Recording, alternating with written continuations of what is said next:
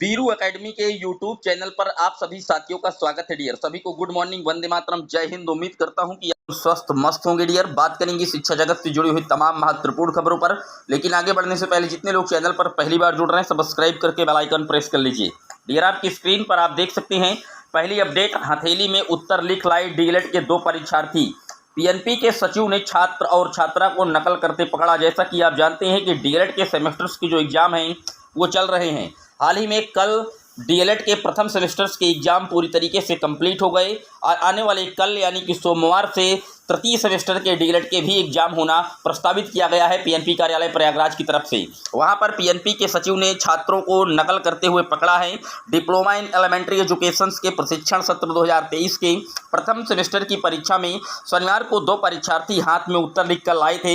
ये दोनों Jamuna Christian inter college केंद्र में पकड़े गए हैं।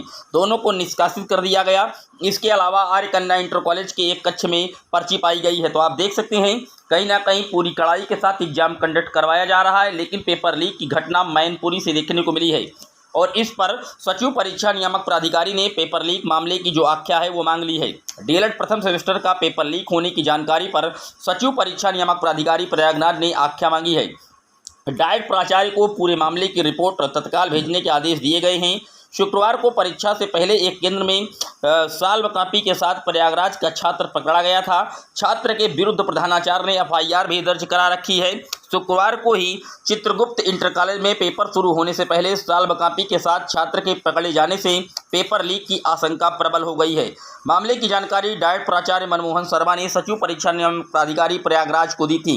फिलहाल मामले की जाँच की जा रही है, पेपर लीक हुआ है या नहीं। अगर पेपर लीक की पुष्टि पाई जाती है तो निश्चित तौर पर दोबारा पेपर होने की संभावनाएं हो सकती हैं। इसी क्रम में एक बड़ा कदम उठाया गया है। प्रवेश पत्र पर डीएलएड संस्थान से अब फोटो नहीं लग पाएगी। डिप्लोमा इन एलिमेंट्री एजुकेशन परीक्षा में प्रवेश पत्र पर दूसरे की फोटो लगा करके सालभर या दूसरा परीक्षार्थी बैठाना अब आसान नहीं रहा। उत्तर प्रदेश परीक्षा नियामक प्राधिकारी सचिव अनिल भूषण चतुर्वेदी ने प्रवेश पत्र पर डीएलएड संस्थान द्वारा फोटो लगाने की व्यवस्था को समाप्त कर दिया है। अब परीक्षार्थी द्वारा ऑनलाइन आवेदन में भरे गए विवरण और अपलोड फोटो को राष्ट्रीय सूचना विज्ञान केंद्र यानी कि एनआईसी से लेकर के पीएनपी ने परीक्षा एजेंसी को भेजने की व्यवस्था की है। यानी कि जो फॉर्म में ऑनलाइन फिल किया जाएगा आपकी फोटो, वह फोटो अब एडमिट कार्ड में आएगी। बड़ा बदलाव किया गया है। अन्यथा जो केंद्रों से अभी तक फोटो लगाई जाती थी एडमिट कार्ड पर, उस पर छेड़छाड़ करके कहीं ना कहीं दूसरे की जगह में दूसरे परीक्षार्थी की फोटो लगा करके पेपर में गड़बड़ी की जाती थी और इसको लेकर के अब कहीं ना कहीं जो नकेल है पीएनपी कार्यालय के द्वारा लगाई गई है। बात कर लेते हैं अगली अपडेट की। अगली अपडेट आप देख सकती हैं प्राथमिक स्तर की शिक्षक भर्ती के लिए लगातार जो अभ्यर्थी हैं धरना प्रदर्शन कर रहे हैं। डीएलएड के कैंडिडेट भी और साथ ही साथ जो टीईटी और सीटीटी पास है। आप जानते हैं कि उत्तर प्रदेश में पिछले 2018 से लेकर के 2024 के बीच में लगभग 6 साल का गैप हुआ। इस 6 साल के बीच में किसी भी प्रकार की कोई प्राथमिक स्तर की शिक्षक भर्ती नहीं आई। इसको लेकर के जो अभ्यर्थी हैं वो लगातार आंदोलन कर रहे हैं, लेकिन सदन में बेसिक शिक्षा मंत्री के जवाब से उन्हें निराशा हुई है।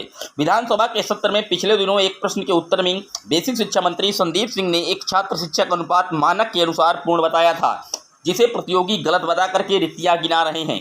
हालांकि अगर बात की जाए रिक्त पदों की तो डाटा खुद योगी सरकार ने सुप्रीम कोर्ट के समक्ष रखा था जब उत्तर प्रदेश में 69,000 शिक्षक भर्ती की गई थी। उस समय 51,112 पदों का जो हवाला था रिक्त पदों का, वो खुद योगी सरकार के द्वारा रखा गया था और इस समय रिटायरमेंट इत्यादि को जोड़ करके 85,152 पद वर्तमान में प्राथमिक परिषदीय विद्यालयों में रिक्त हैं। ये पूरा डाटा रखा गया है। हालांकि शिक्षा मंत्री लगातार रटा रटाया जवाब दे रहे हैं कि हमारे यहाँ जो छात्र शिक्षक अनुपात है पूरी तरीके से कंप्लीट है, लेकिन वहीं पर अगर आपने देखा था अभी 45,000 नई शिक्षक भर्ती के लिए एक जो खबर है वो वायरल हुई थी। उसकी आख्या जब मांगी गई थी पीएनपी कार्यालय प्रयागराज से आरटीआई के माध्यम से, तो उन्होंने स्पष्ट तौर पर कहा था कि देखिए अभी जो कुछ भी होना है वो नए आयोग के माध्यम से होगा। तो निश्चित तौर पर जो भर्ती है वो आएगी, लेकिन ये पद कितने हो सकते हैं, ये घट बढ़ सकते हैं। आयोग ने स्पष्ट तौर पर अभी अपना जो चार्ज है वो ले लिया है और सबसे पहले आयोग के सामने चुनौती है जो लंबित परीक्षाएं हैं, जैसे टीजीटी पीजीटी का एग्जाम कंडक्ट करवाना। फिर LT ग्रेड शिक्षक भर्ती का एग्जाम कंडक्ट करवाना, फिर उत्तर प्रदेश में पात्रता परीक्षा का आयोजन सरकार करवाएगी TET का, और उसके बाद नए शिक्षक भर्ती का जो रास्ता है वो पूरी तरीके से खुलता दिखाई पड़ रहा है। क्योंकि परीक्षार्थियों की लगातार आपने देखा कि DLED के कैंडिडेटों का भी प्रेशर है, उधर नामांकन भी काफ़ी तेजी के साथ बढ़ रहे हैं। इन सब को देखते हुए आए दिन आप देखते हैं कि कहीं ना कहीं के विद्यालयों में शिक्षकों का अभाव है, ताला लटक रहा है। श्रावस्ती से कई खबरें प्रकाशित हुई थीं।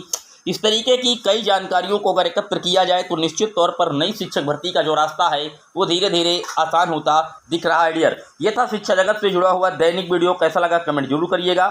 चैनल पर पहली बार आए सब्सक्राइब कर लीजिएगा। फिर मिलेंगे एक और वीडियो में, तब तक के लिए जय हिंद जय भारत।